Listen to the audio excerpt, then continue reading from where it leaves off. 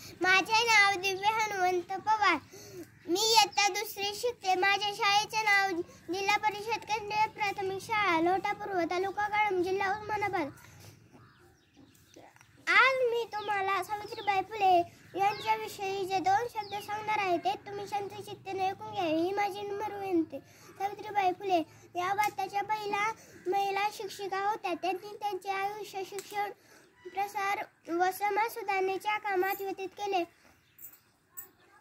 सावित्रीबाईंचा जन्म 3 जानेवारी 1831 रोजी नायगाव येथे झाला. त्यांच्या आईचे नाव लक्ष्मीबाई होते. त्यांच्या वडिलांचे नाव खंडोजी नेवसे पाटील होते. त्यांच्या पतीचे नाव ज्योतिराव फुले असे होते. ज्योतिबांनी सावित्रीबाईंना शिकण्यासाठी प्रोत्साहन दिले.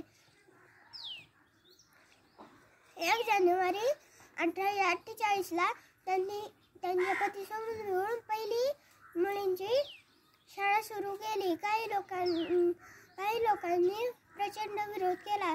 सावित्रीबाई शाळेला जायला निघाल्या की लोक त्यांच्यावर दगड, शेण व चिखल फेकत, पण सावित्रीबाई खंबीरपणे उभ्या राहिल्या.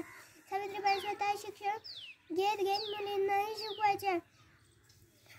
आज काळ बदलला, वेळ बदलला, पण लोकांची मानसिकता बदलली नाही. आजही आपल्याला म्हणावे लागते, बेटी बचाव बेटी पढाव. सावित्रीबाई शिकल्या म्हणून त्यांनी मुलींनाही शिकवले.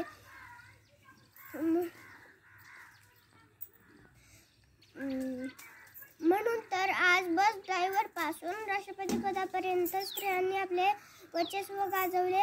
पण आज स्त्रिया शिक्षित झाल्या त्या फक्त आणि फक्त माझ्या सावित्रीबाई फुले यांच्यामुळे. सावित्रीबाई फुले यांनी काव्य फुले व 52 कशी सुभद्रनगर हे काव्य संग्रह लिहिले.